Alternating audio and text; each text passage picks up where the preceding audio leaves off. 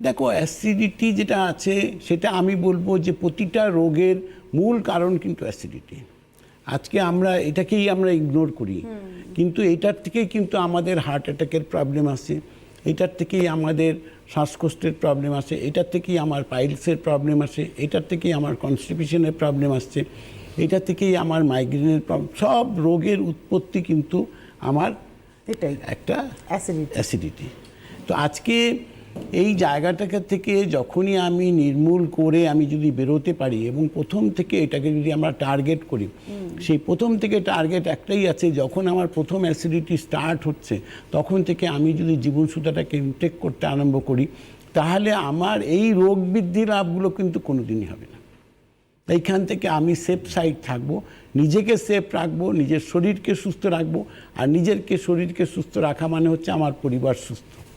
একদম তাই। তাই যাদেরই ধরুন